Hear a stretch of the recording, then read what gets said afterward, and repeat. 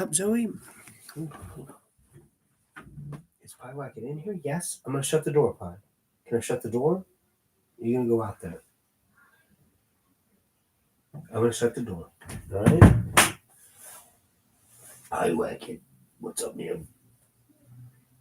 It's time to be on. Thank you, Pie. Pie Wacket will actually walk around the room just putting her paw on little bits of trash so that I will clean them up. You gonna hop up, Pie? Yeah. Zoe was trying to get in my lap too, but I'm gonna read a book.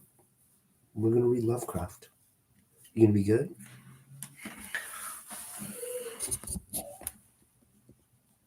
Hey, Chiquita, how are you? I didn't launch right into reading because I'm having a moment with my cats. You can't see Zoe, but they're actually being competitive about getting in my lap in my chair right now. Zoe's over here, like looking sad and staring at my lap. Every time I sit in this chair, Zoe tries to get in my lap. Oh, she did the last time I read too. You guys saw. I'm going to read some H.P. Lovecraft, some Charles Dexter Ward. I will pick up right where I left off.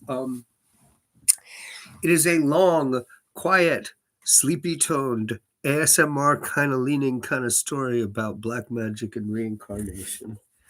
I can't believe it's telling me there's 0 people in here and you're right here. That's so weird. Why does it do that? What does it mean? I don't think 0 means what you think it means. Neither does 93 for that matter.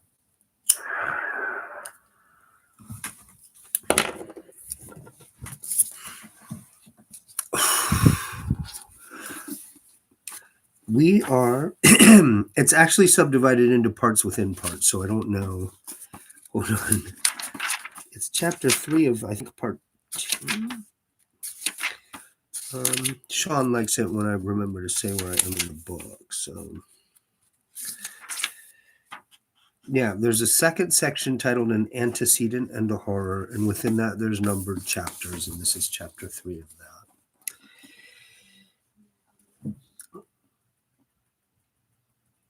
And Pie Wacket's attacking my shoes.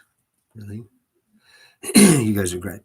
In 1766 came the final change in Joseph Curwen. You want to get in my lap, buddy? Do you need to? Yeah, Zoe, come here. She looks sad. She wants to snuggle. No? All right. Fine then. Let me start over. In 1766 came the final change in Joseph Curwen. It was very sudden and gained wide notice amongst the curious townfolk, for the air of suspense and expectancy dropped like an old cloak, giving instant place to an ill-concealed exaltation of perfect triumph. Curwen seemed to have difficulty in restraining himself from public harangues on what he had found or learned or made. But apparently the need of secrecy was greater than the longing to share his rejoicing, for no explanation was ever offered by him. It was after this transition, which appears to have come early in July, that the sinister scholar began to astonish people by his possession of information which only their long-dead ancestors would seem to be able to impart. But Curwen's feverish secret activities by no means ceased with this change. On the contrary, they tended rather to increase, so that more and more of his shipping business was handled by the captains whom he now bound to him by ties of fear as potent as those of bankruptcy had been. He altogether abandoned the slave trade, alleging that its profits were constantly decreasing. Okay, that's funny. That's mean, but it's funny. Every possible moment was spent at the Pawtuxet farm, though there were rumors now and then of his presence in places which, though not actually near graveyards, were yet so situated in relation to graveyards that thoughtful people wondered just how thorough the old merchant's change of habits really was. Ezra Whedon, though his periods of espionage were necessarily brief and intermittent on account of his sea voyaging, had a vindictive persistence which the bulk of the practical townfolk and farmers lacked, and subjected Curwen's affairs to a scrutiny such as they had never had before. Many of the odd maneuvers of the strange merchant's vessels had been taken for granted on account of the unrest of the times. when every colonist seemed determined to resist the provisions of the Sugar Act, which hampered a prominent traffic. Smuggling and evasion were the rule in Narragansett Bay, and nocturnal landings of illicit cargoes were continuous commonplaces. But Whedon, night after night, following the lighters or small sloops which he saw steal off from the Kerwin warehouses at the Town Street docks, soon felt assured that it was not merely His Majesty's armed ships which the sinister... Why did I just get lost? Hi, Jelly. Which the sinister skulker was anxious to avoid. Prior to the change in 1766, these boats had for the most part contained chained Negroes, who were carried down and across the bay and landed at an obscure point on the shore just north of Pawtuxet, being afterward driven up the bluff and across country to the Kerwin farm, where they were locked in that enormous stone outbuilding which had only high narrow slits for windows. After that change, however, the whole program was altered.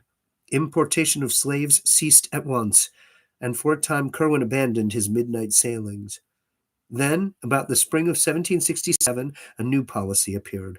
Once more the lighters grew wont to put out from the black silent docks, and this time they would go down the bay some distance, perhaps as far as Namquit Point, where they would meet and receive cargo from strange ships of considerable size and widely varied appearance. Kerwin's sailors would then deposit this cargo at the usual point on the shore and transport it overland to the farm, locking it in the same cryptical stone building which had formerly received the Negroes. The cargo consisted almost wholly of boxes and cases, of which a large proportion were oblong and heavy and disturbingly suggestive of coffins. You know, I'm not sure if it's intrinsically racist, but Lovecraft sure seems obsessed with people eating black people. Like, it comes up a lot. This happened in the last story, too. In Dream Quest of Unknown Kadath, they were buying black slaves and eating them. And Picture in the House has cannibalism, African cannibalism, again, eating black people. What's up with that? I mean, I know he didn't have any black friends. Maybe that's why. Maybe he ate them. Maybe that's the problem. I'm going to take some time.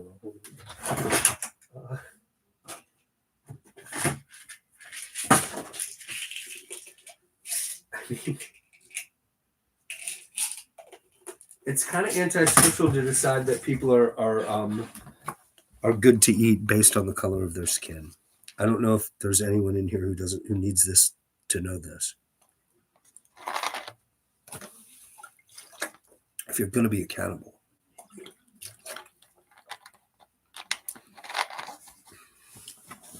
don't be preferential based on race. It's in bad taste, so to speak.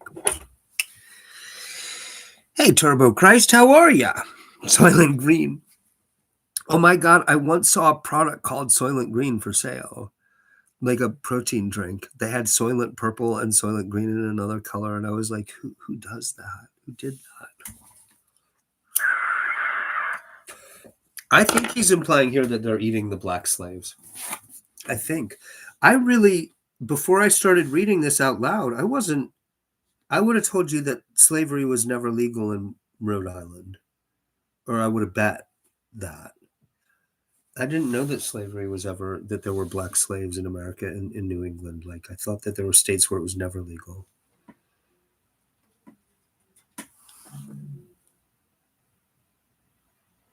What is that scratching noise?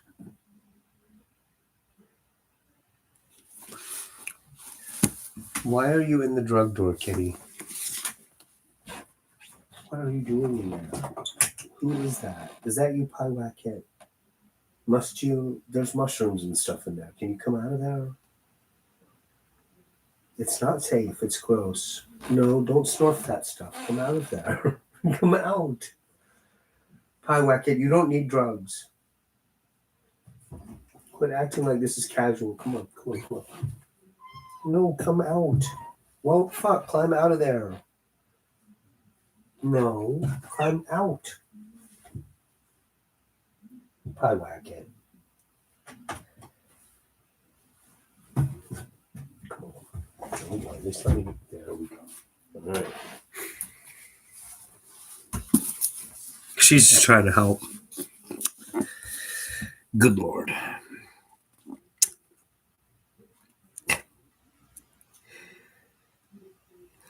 Whedon always watched the farm with unremitting assiduity, visiting it each night for long periods, and seldom letting a week go by without a sight except when the ground bore a footprint revealing snow.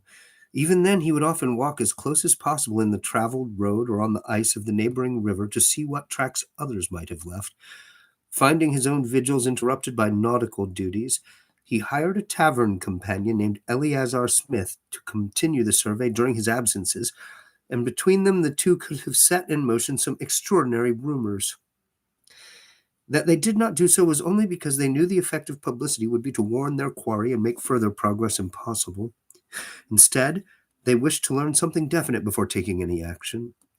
What they did learn must have been startling indeed, and Charles Ward spoke many times to his parents of his regret at Whedon's later burning of his notebooks. All that can be told of their discoveries is what Eleazar Smith jotted down in a none too coherent diary, and what other diarists and letter writers have timidly repeated from the statements which they finally made, and according to which the farm was only the outer shell of some vast and revolting menace of a scope and depth too profound and intangible for more than shadowy comprehension. I don't know why the cats are being so uppity. It is gathered that Whedon and Smith became early convinced that a great series of tunnels and catacombs, inhabited by a very sizable staff of persons besides the old Indian and his wife, underlay the farm. The house was an old peaked relic of the middle 17th century with enormous stacked chimney and diamond-paned lattice windows, the laboratory being in a lean-to toward the north, where the roof came nearly to the ground. This building stood clear of any other, yet, judging by the different voices heard at odd times within, it must have been accessible through secret passages beneath. These voices, before 1766, were mere mumblings and Negro whisperings and frenzied screams, coupled with curious chants or invocations. After that date, however, they assumed a very singular and terrible cast as they ran the gamut betwixt dronings of dull acquiescence and explosions of frantic pain or fury, rumblings of conversation and whines of entreaty, pantings of eagerness and shouts of protest. They appeared to be in different languages, all known to Curwen, whose rasping accents were frequently distinguishable in reply, reproof, or threatening. Sometimes it seemed that several persons must be in the house: Curwen, certain captives, and the guards of those captives. There were voices of a sort that neither Whedon nor Smith had ever heard before, despite their wide knowledge of foreign parts, and many that they did seem to place as belonging to this or that nationality. The nature of the conversations seemed always a kind of catechism, as if Curwen were extorting some sort of information from terrified or rebellious prisoners.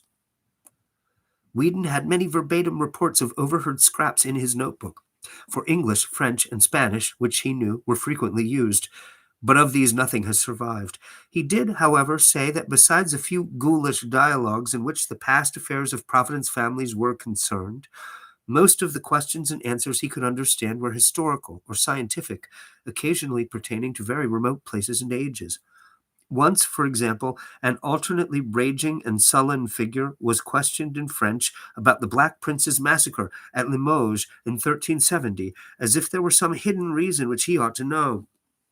Curwen asked the prisoner, if prisoner it were, whether the order to slay was given because of the sign of the goat found on the altar in the ancient Roman crypt beneath the cathedral, or whether the dark man of the Haut Vienne coven had spoken the three words.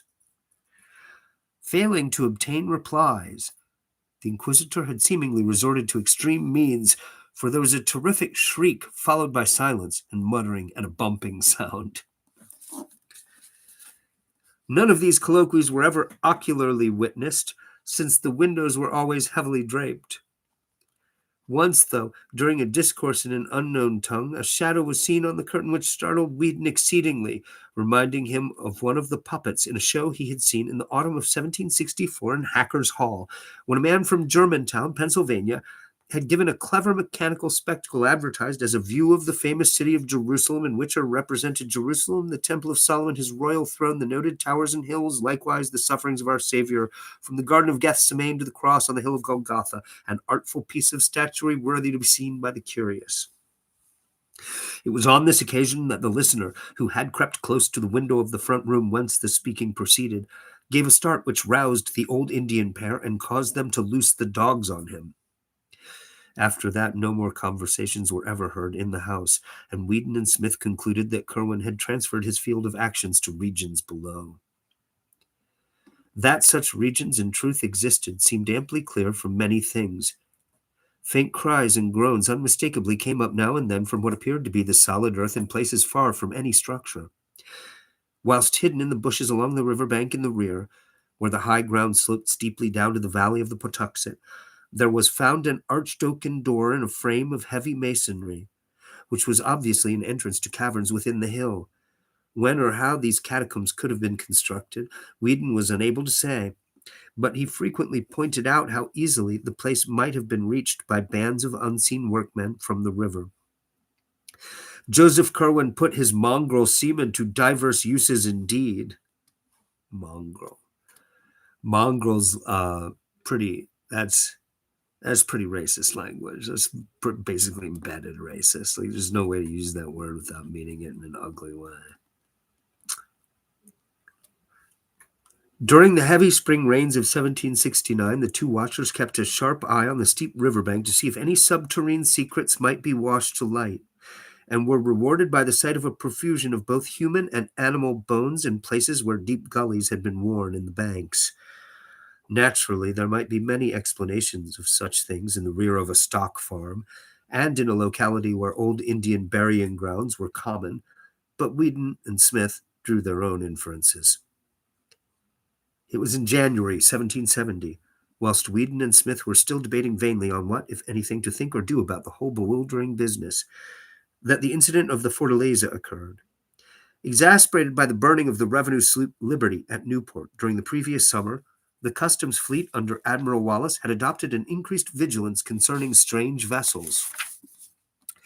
And on this occasion, His Majesty's armed schooner Signet, under Captain Charles Leslie, captured after a short pursuit one early morning the scow Fortaleza of Barcelona, Spain, under Captain Manuel Arruda, bound according to its log from Grand Cairo, Egypt, Providence. When searched for contraband material, this ship revealed the astonishing fact that its cargo consisted exclusively of Egyptian mummies, consigned to sailor ABC, who would come to remove his goods in a lighter just off Namquit Point, and whose identity Captain Arruda felt himself in honor bound not to reveal. The Vice Admiralty Court at Newport, at a loss what to do in view of the non-contraband nature of the cargo on the one hand and of the unlawful secrecy of the entry on the other hand, compromised on Collector Robinson's recommendation by freeing the ship but forbidding it a port in Rhode Island waters. There were later rumors of its having been seen in Boston Harbor, though it never openly entered the port of Boston.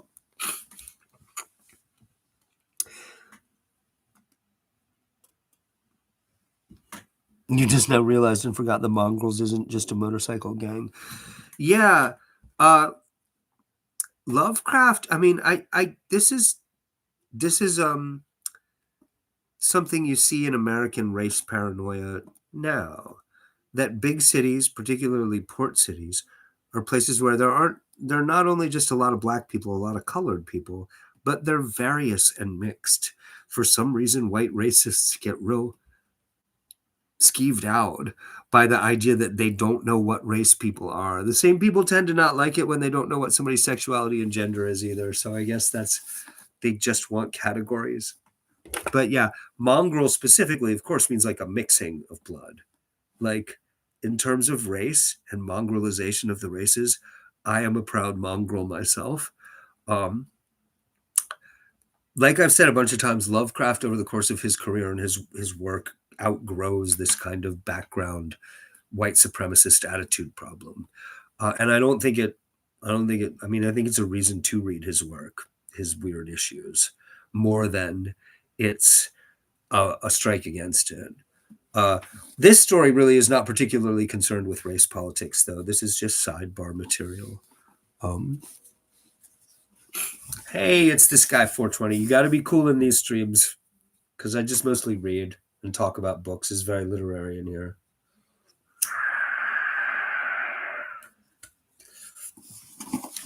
Well, we won't kick you out of here if you're quiet, Lego.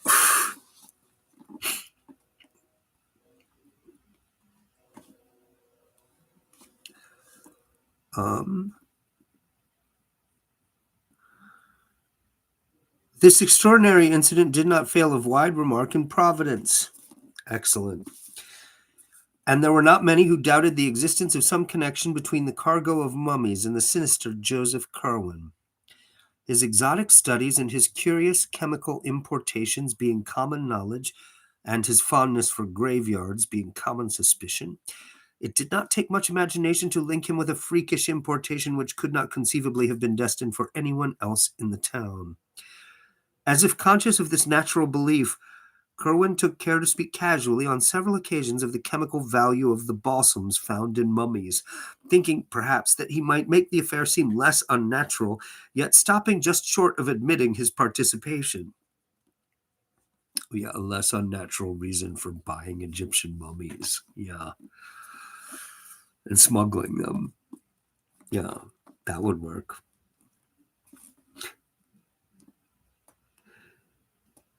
Whedon and Smith, of course, felt no doubt whatsoever of the significance of the thing and indulged in the wildest theories concerning Curwen and his monstrous labors. The following spring, like that of the year before, had heavy rains, and the watchers kept careful track of the riverbank behind the Curwen farm.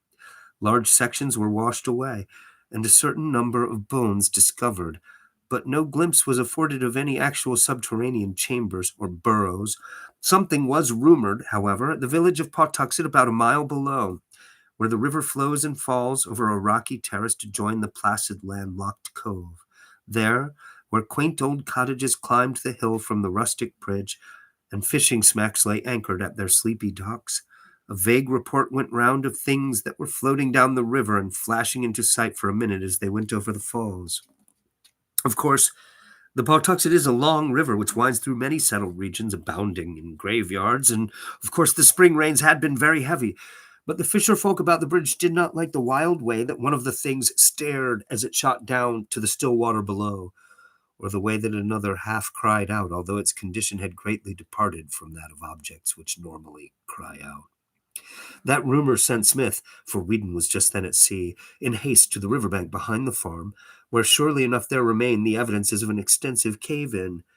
There was, however, no trace of a passage into the steep bank, for the miniature avalanche had left behind a solid wall of mixed earth and shrubbery from aloft. Smith went to the extent of some experimental digging, but was deterred by lack of success, or perhaps by fear of possible success. It is interesting to speculate on what the persistent and revengeful Whedon would have done had he been ashore at the time. Chapter 4. By the autumn of 1770, Whedon decided that the time was ripe to tell others of his discoveries. For he had a large number of facts to link together, and a second eye-witness to refute the possible charge that jealousy and vindictiveness had spurred his fancy. As his first confidant, he selected Captain James Mathewson of the Enterprise, who on the one hand knew him well enough to not doubt his veracity, and on the other hand was sufficiently influential in the town to be heard in turn with respect. The colloquy took place in an upper room of Sabin's Tavern near the docks, with Smith present to corroborate virtually every statement, and it could be seen that Captain Mathewson was tremendously impressed. Like nearly everyone else in the town, he had had black suspicions of his own anent Joseph Curwen. Hence it needed only this confirmation. Hey, Minya. Hence it needed only this confirmation and enlargement of data to convince him absolutely. At the end of the conference, he was very grave, and enjoined strict silence upon the two younger men. He would, he said, transmit the information separately to some 10 or so of the most learned and prominent citizens of Providence, ascertaining their views and following whatever advice they might have to offer. Secrecy would probably be essential in any case, for this was no matter that the town constables or militia could cope with, and above all else the excitable crowd must be kept in ignorance, lest there be enacted in these already troublous times a repetition of that frightful Salem panic of less than a century before which had first brought Curwen hither. Minya, is H.P. Lovecraft popular in translation in Korean? I know he's really popular in Japanese. I assume he's Pan-Asian, popular all across the East, but I don't know.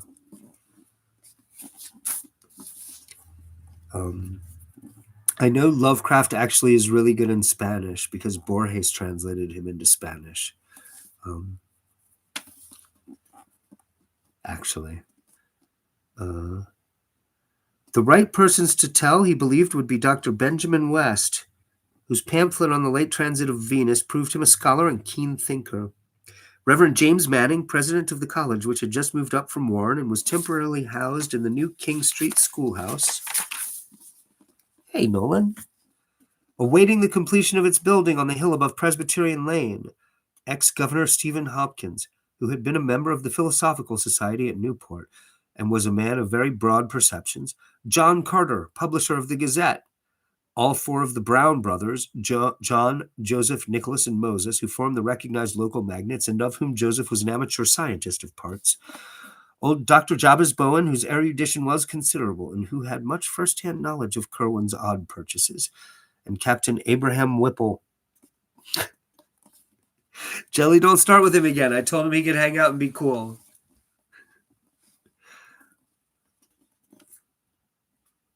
And Captain Abraham Whipple, a privateersman of phenomenal boldness and energy who could be counted on to lead in any active measures needed. These men, if favorable, might eventually be brought together for collective deliberation, and with them would rest the responsibility of deciding whether or not to inform the governor of the colony, Joseph Wanton of Newport, before taking action. I can't believe you guys are even wide awake enough to have that conversation while I'm reading this, because this is so ASMR. I think I'm already asleep. You've talked about this in other streams, but this narrative voice he does, where it's like you're almost reading like a boring textbook a lot of the time, and then there's flashes of the creepy stuff. It's very analog horror. It's very like YouTube analog horror series. He's a huge influence on the whole vibe and framework of all the online analog horror and post creepypasta online horror. And honestly, Lovecraft was not centrally influential before that in horror. Not the same way as he is now. Like, he's the most important now, definitely. Most important horror writer.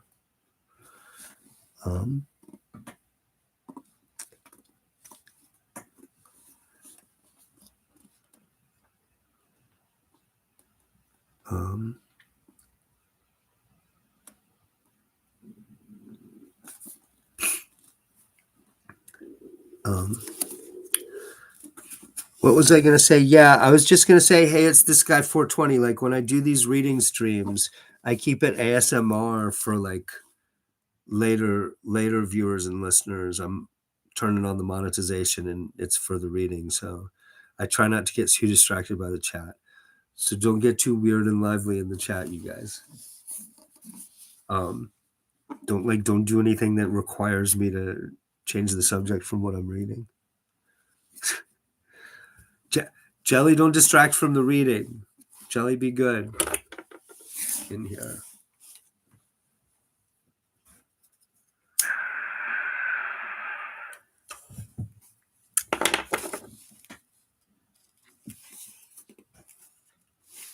The guy that needs to shut the fuck up? No. Nobody needs to shut the fuck up. Jelly's going to be cool, and he's going to be cool. He said he would be quiet. He said he would be quiet and chill. So we should let him be quiet and chill.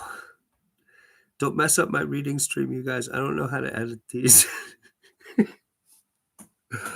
All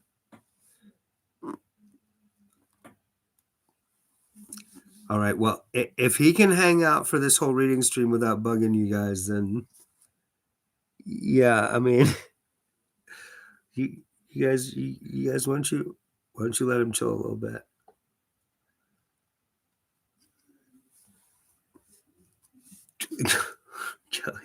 Jelly, be good. Come on. He's being good, Jelly. You guys should be good too. You and Nolan. You don't beat anybody up in here, please. It's different in the chat streams. I don't mind if that gets all chaotic and crazy. Like, obviously, I think that's fun.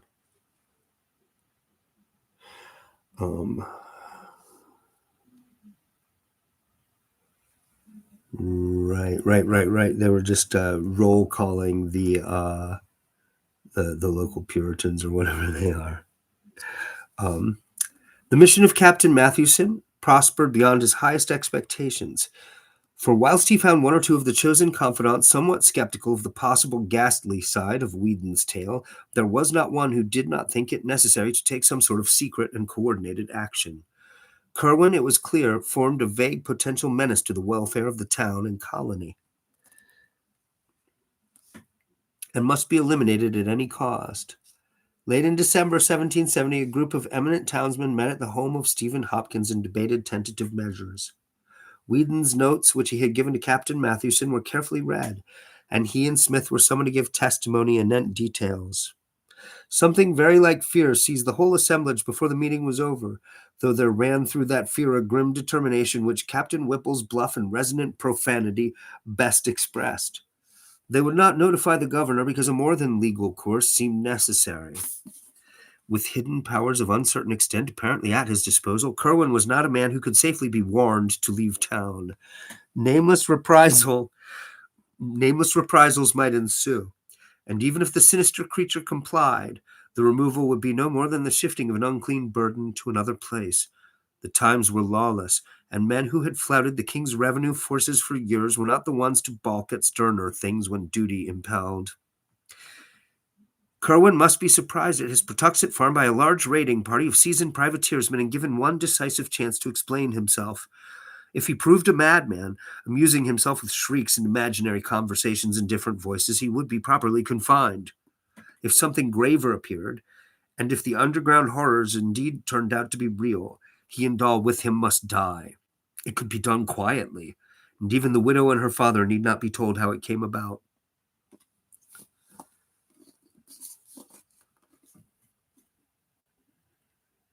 Is this guy schizophrenic? You mean me?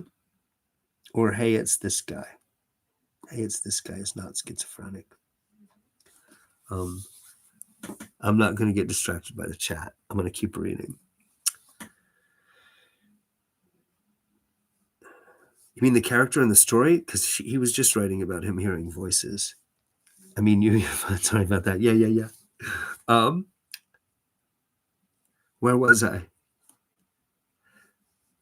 While these serious steps were under discussion, there occurred in the town an incident so terrible and inexplicable that for a time little else was mentioned for miles around. In the middle of a moonlight January night with heavy snow underfoot, there resounded over the river and up the hill a shocking series of cries which brought sleepy heads to every window, and people around Weybosset Point saw a great white thing plunging frantically along the badly cleared space in front of the Turk's Head.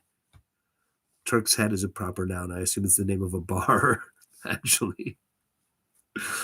There was a baying of dogs in the distance, but this subsided as soon as the clamor of the awakened town became audible. Parties of men with lanterns and muskets hurried out to see what was happening, but nothing rewarded their search.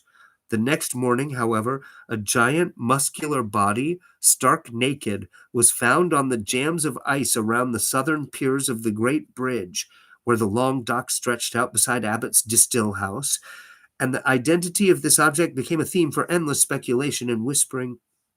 It was not so much the younger as the older folk who whispered, for only in the patriarchs did that rigid face with horror-bulging eyes strike any chord of memory.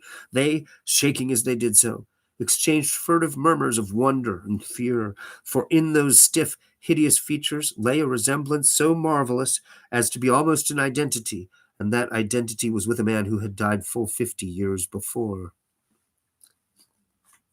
I was going to say, don't you have pictures? But no, it's 1766, Rogan. No, they don't have pictures.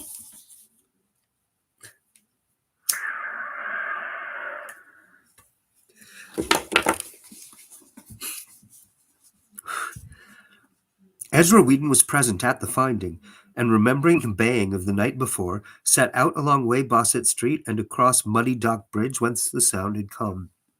He had a curious expectancy, and was not surprised when, reaching the edge of the settled district where the street merged into the Pawtuxet Road, he came upon some very curious tracks in the snow. The naked giant had been pursued by dogs and many booted men, and the returning tracks of the hounds and their masters could be easily traced. They had given up the chase upon coming too near the town. Whedon smiled grimly, and as a perfunctory detail traced the footprints back to their source. It was the Pawtuxet farm of Joseph Curwen, as he well knew it would be, and he would have given much had the yard been less confusingly trampled. As it was, he dared not seem too interested in full daylight. Dr. Bowen, to whom Whedon went at once with his report, performed an autopsy on the strange corpse and discovered peculiarities which baffled him utterly. The digestive tracts of the huge man seemed never to have been in use, whilst the whole skin had a coarse, loosely knit texture impossible to account for.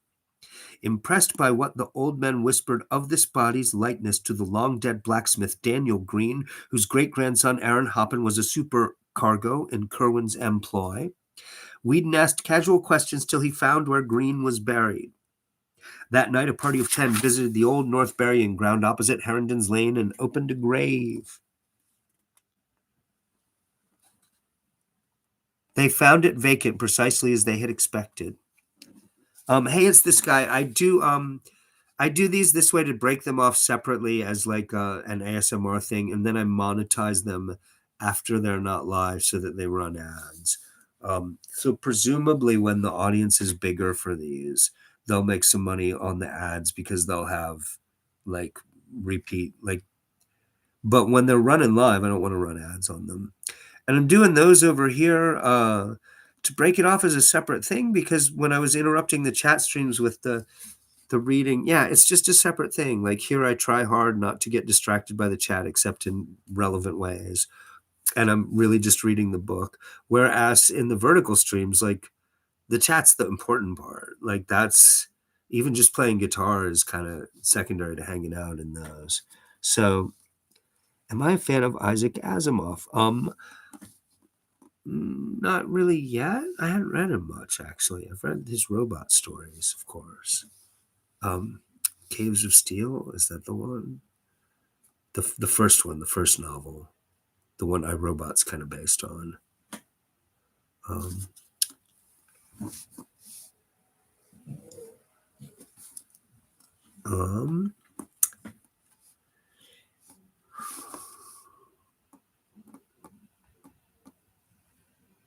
Meanwhile,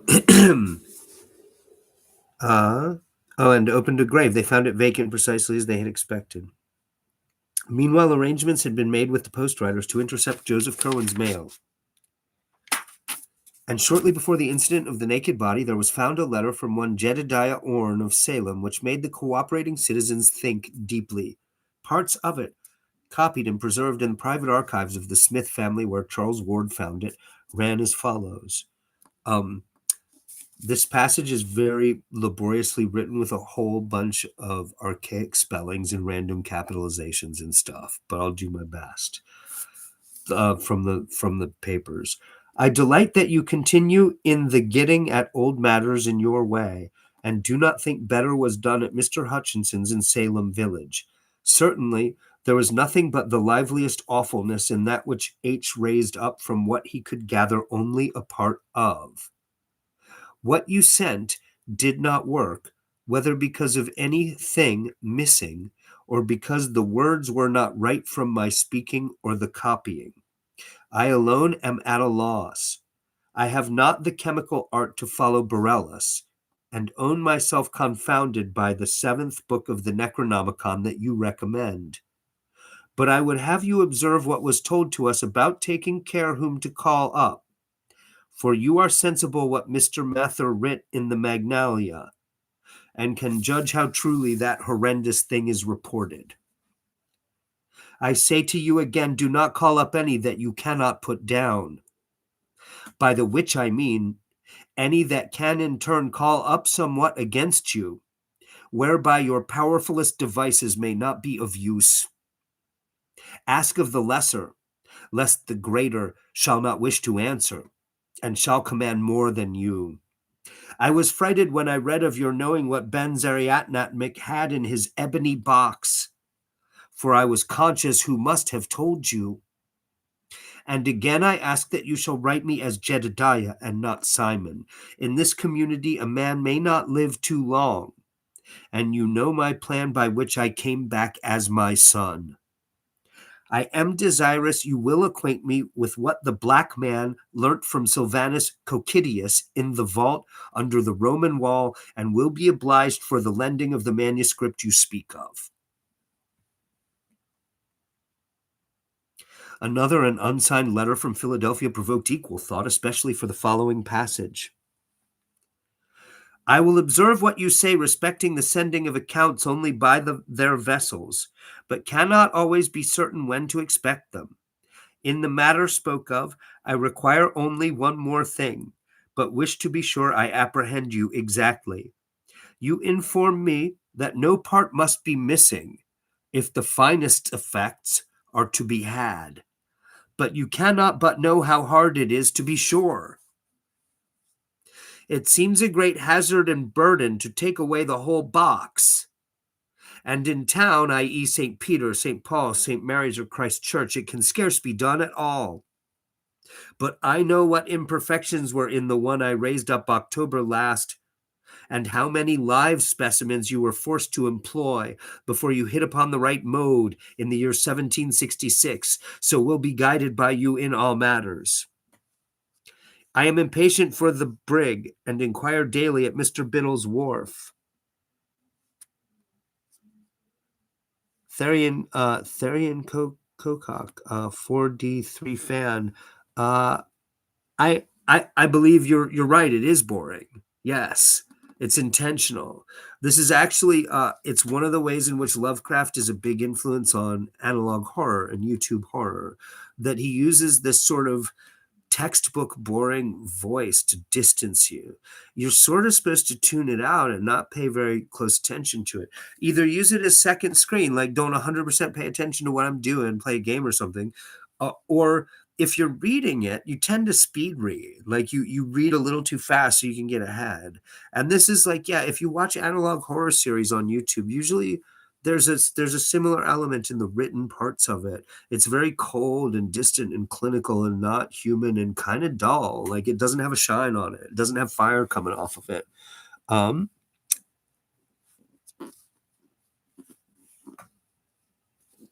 He's king of boring. Yeah.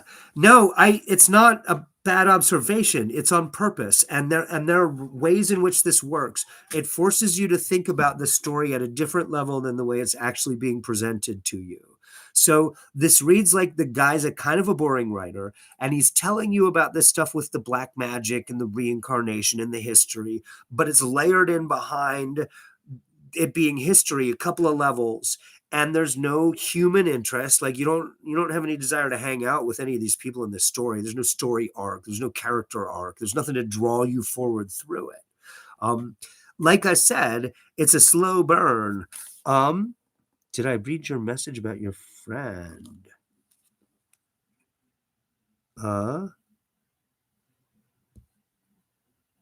Do you think he was been dropping recipes to secret potions in that book with the use of symbols? Yeah, I mean, it's really clear. I'm reading it out loud, and so you guys it's filtered through my voice, but it's really clear what's going on in that creepy passage I just read, right? He's got some magical method for reviving the dead by reconstituting them like they're dehydrated, like their decayed remains just come back. And then he tortures them and questions them. And if he doesn't have the whole body, then what he resurrects is partial. And they dump it in the river. And it's one of those half people got seen screaming as it went over that waterfall. And so the townspeople were like, all right, let's go talk to this motherfucker. So, like, but that's a little buried. Like, you have to be kind of paying close attention to realize how gross and creepy what's going on there is. So do you remember a few weeks ago I came to you and asked for advice because my friend was acting weird and I thought he was suicidal, and you said space is sometimes best unless it's not, and so, well, he's dead.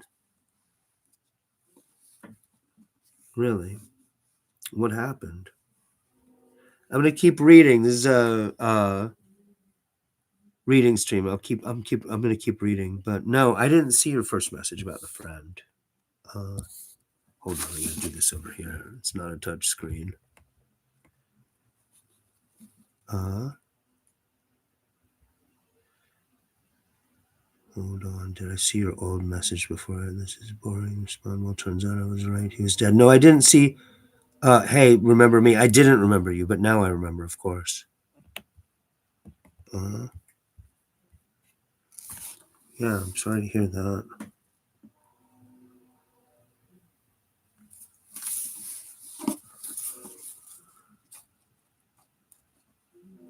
Hello, Zoe. You gonna hop up? If you want to talk about that more, we can talk about it in the chat stream tomorrow night. Yeah, I'm gonna keep reading, but we can talk about that in the other streams. Yeah. Yeah, pull one out.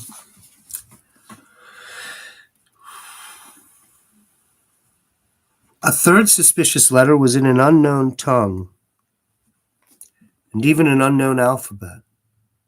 In the Smith diary found by Charles Ward, a single oft-repeated combination of characters is clumsily copied, and authorities at Brown University have pronounced the alphabet Amharic or Abyssinian, although they do not recognize the word. None of these epistles was ever delivered to Curwen, though the disappearance of Jedediah Orne from Salem, as recorded shortly afterward, showed that the Providence men took certain quiet steps.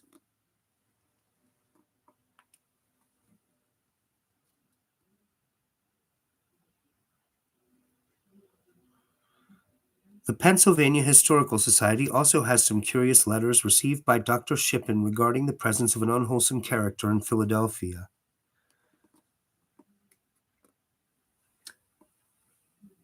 Yeah, the stages of grief. This is actually following up on an earlier conversation in one of the other chats. It's not as out of nowhere or weird as it seems.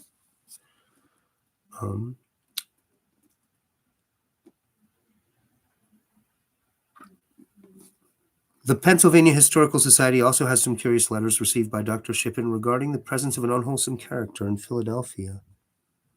But more decisive steps were in the air, and it is in the secret assemblages of sworn and tested sailors and faithful old privateersmen in the Brown warehouses by night that we must look for the main fruits of Whedon's disclosures.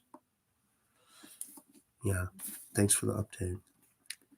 Slowly and surely, a plan of campaign was under development which would leave no trace of Joseph Curwen's noxious mysteries.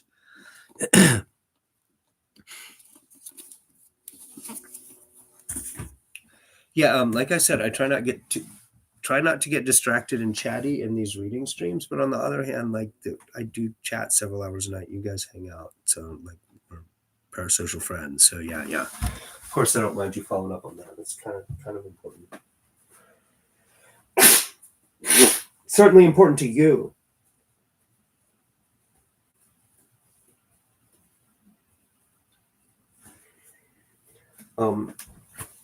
Yeah, I would want to talk about that in detail and at length, but not while I'm doing a reading stream. But yeah. Yeah, I'm reading Lovecraft, The Stages of Grief. I do chat streams for several hours a night, vertical format on my phone. I do these reading streams over here to break them off so I don't get too distracted by chat, and because I've got a better camera and mic on this. The other streams, yeah, we just chat about everything for hours and hours every night. Zoe, are you going to get my lap? That hurts. That's claws. You got claws. That's skin. All right.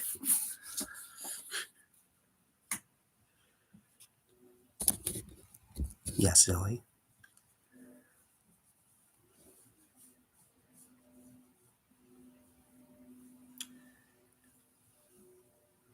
Slowly and surely, a plan of campaign was under development, which would leave no trace of Joseph Curwen's noxious mysteries.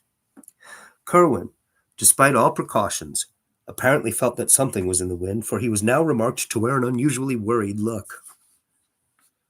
His coach was seen at all hours in the town and on the Pawtuxet Road, and he dropped little by little the air of forced geniality with which he had latterly sought to combat the town's prejudice.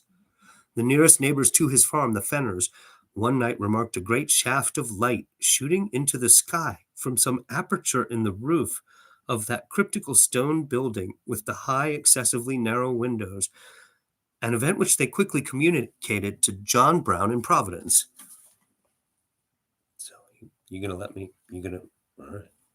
Yes, I love you too, buddy. It's very snuggly. You're a very good kitty. You guys can watch the cat while I read in a very awkward position. The nearest neighbors to his farm, the Fenners, the shaft of light. Mr. Brown had become the executive leader of the select group bent on Curwen's extirpation, and had informed the Fenners that some action was about to be taken. This he deemed needful because of the impossibility of their not witnessing the final raid, and he explained his course by saying that Curwen was known to be a spy of the customs officers at Newport, against whom the hand of every Providence shipper, merchant, and farmer was openly or clandestinely raised. Whether the ruse was wholly believed by neighbors who had seen so many queer things is not certain. But at any rate, the Fenners were willing to connect any evil with a man of such queer ways. To them, Mr. Brown had entrusted the duty of watching the Curwen farmhouse and of regularly reporting every incident which took place there. Yes.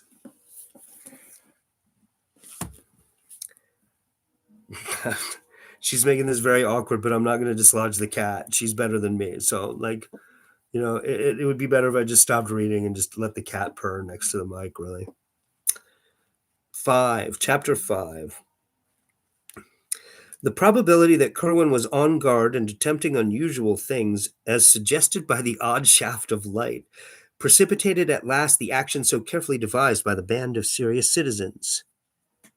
All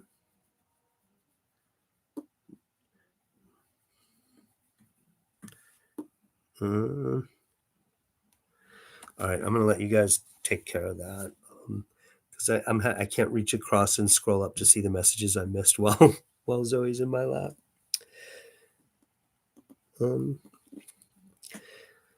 Yeah, if anyone is new here, Zoe and Pyewacket look almost identical, but you can spot Zoe because she's got the fire spot right on her forehead, or if that's a forehead, the top of her head. And the tip of her tail also has flame on it. See, looks like it's dipped. Yes, I love you too, buddy.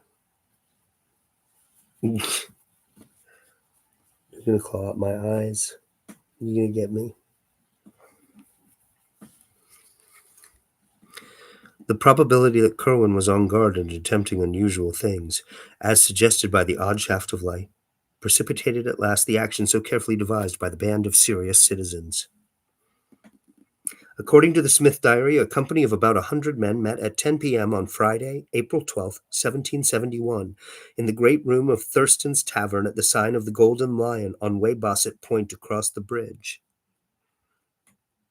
Of the guiding group of prominent men, in addition to the leader John Brown, there were present Dr. Bowen, with his case of surgical instruments, President Manning without the great periwig, the largest in the colonies, for which he was noted, Governor Hopkins wrapped in his dark cloak and accompanied by his seafaring brother Essex, whom he had initiated at the last moment with the permission of the rest,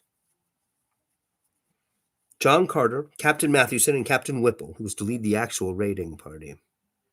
These chiefs conferred apart in a rear chamber, after which Captain Whipple emerged to the great room and gave the gathered seamen their last oaths and instructions. Eleazar Smith was with the leaders as they sat in the rear apartment awaiting the arrival of Ezra Whedon, whose duty was to keep track of Curwen and report the departure of his coach for the farm. What are you trying to do? That's not your computer. Oh my God, what do you mean leave site? My cat is literally trying to fuck up my chat. What are you doing? How did she even do that? Zoe just reached over and moved the pointer and then clicked on something. You guys couldn't see that, right? But she reached over and did a thing. I don't usually kick her out of my lap, but she tried to stop the stream. Right.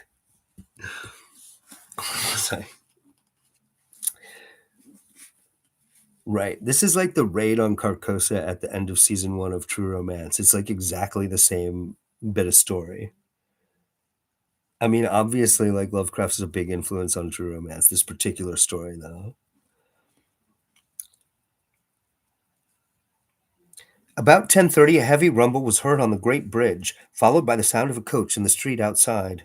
And at that hour there was no need of waiting for Whedon in order to know that the doomed man had set out for his last night of unhallowed wizardry.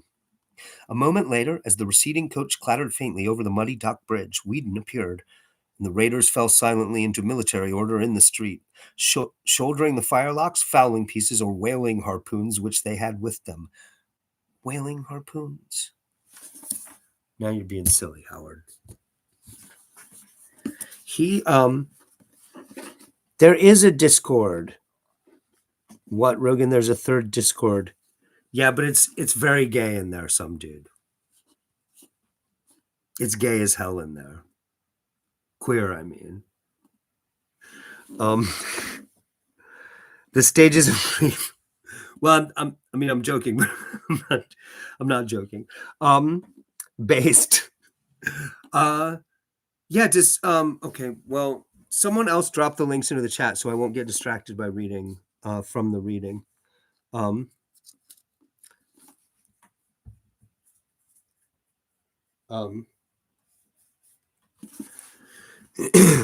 Damn, you're not cool enough to be invited to the gay Discord. Well, I don't want to stop to do it.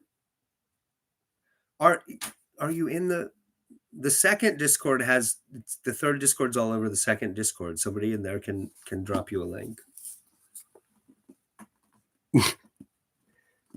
Cats love mouses. Who knew? Hey, Sean, how are you? I'm not. God damn it.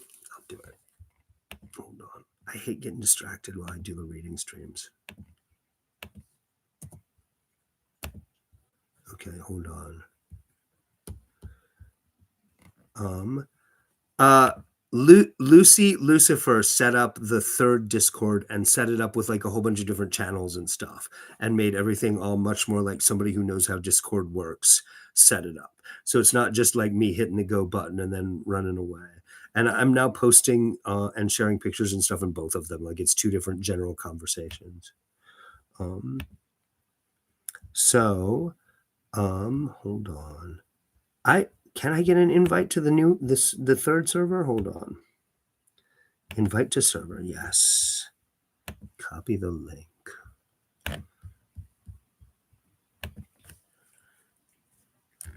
There. Okay, wait a minute. Did it copy the link? Is that really all the link there is to that? I have trouble leaving that.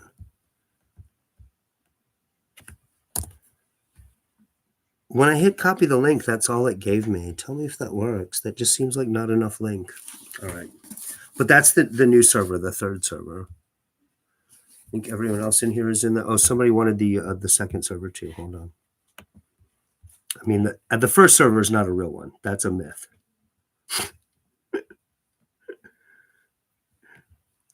We blew that up and ran away.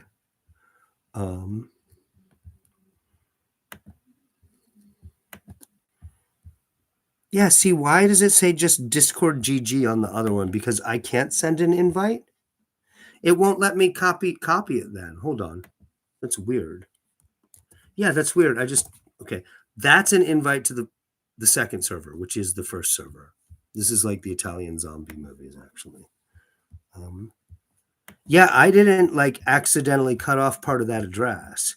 It just didn't give me more address than that. It's weird. Invite to server. Fetching your friends list. This channel is private. Only select members and roles can view this channel. I think it's just not letting me send an invite because it's me. And it's not actually my Discord, the one I linked to. Find the invite a friend button and copy link. No, it won't let me do it. It really is set up so it won't let me do it. It'll only let me see that. Like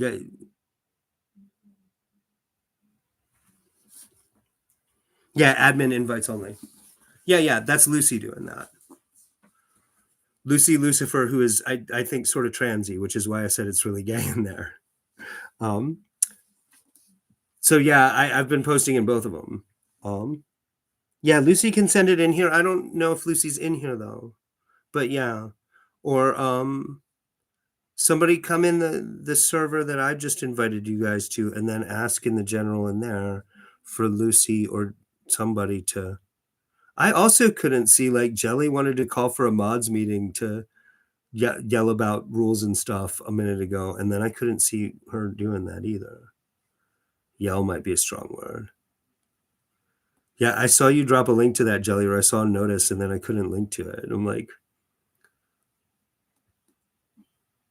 I'm farther and farther away. Okay. I mean, we're not doing much in the Discord yet. There's only like a dozen people in there yet. And I don't know how to use Discord for anything because I'm not into gaming. So the first Discord doesn't exist. There's no first Discord. We're just joking about that. Don't worry your pretty little head about that first Discord.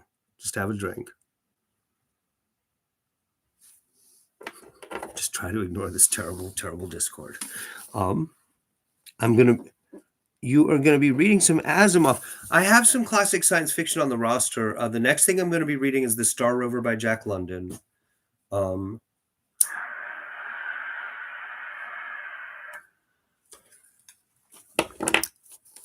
Then some more fantasy or horror. Stayed in the first one. I wouldn't know if you were still there. It ain't mine. Who set that up? Was that Nolan or Darth? Somebody set that up for me also, which is why I set up the second one so that I would actually have admin control. But because I don't use Discord, I don't know shit about it. I have not exercised admin control. I'm just using it as a live blog. Like I'm commenting and sharing pictures at work and stuff. Like it's just one general conversation, really. Lucy actually shared a playlist of music in the music channel that Lucy created on the third Discord. So Zion set it up. Yeah, Zion hasn't been around much.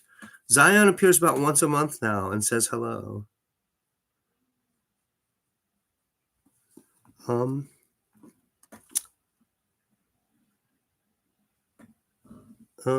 Yeah, I have 3 of David Hartwell's best science fiction of the year short stories collections here.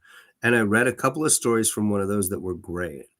The Fireflies Tree, whatever that story was called. I don't know how many of you guys were here when I read that. It's a great short story. These books are from the 90s, but I have to pre-read them to pick out the good stories. And so I haven't made or found time to do that. You make every single streaming platform extremely difficult to navigate with a big learning curve, and none are laid out the same. Yeah. Dale is busy being mysterious again. Is Dale here? Last I heard from Dale, he was on his way to the store with a knife.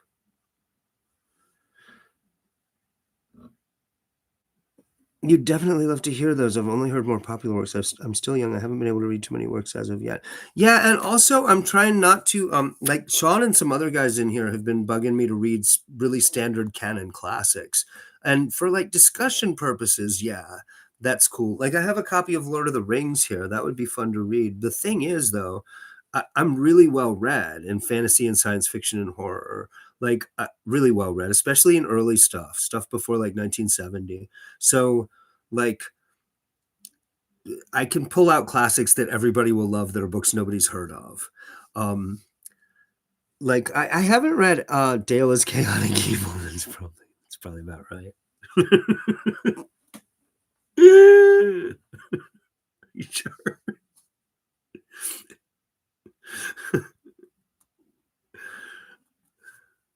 I'm now picturing Dale as a slightly feminized, sort of androgynous anime villain, like mid 80s anime villain, like Evil Lyn, or like the weird trans character on Transor Z. Was it trans? Okay, I'm not going to get distracted. You guys are distracting me. I'm going to read some more Lovecraft.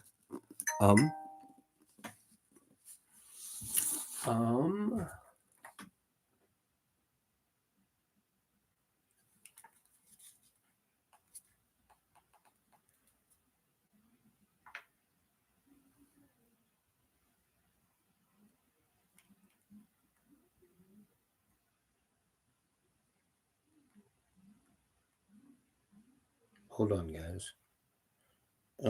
I'm going to go ahead and call this. I've been reading for an hour, and I now have something I got to deal with. But I'm gonna back up to the beginning of the raid chapter when I come back tomorrow, guys. I will see you guys tomorrow. I will see you there. Thanks. Have fun, everyone. Doing whatever you do until I see you then. I'm gonna have dinner and try to get some sleep.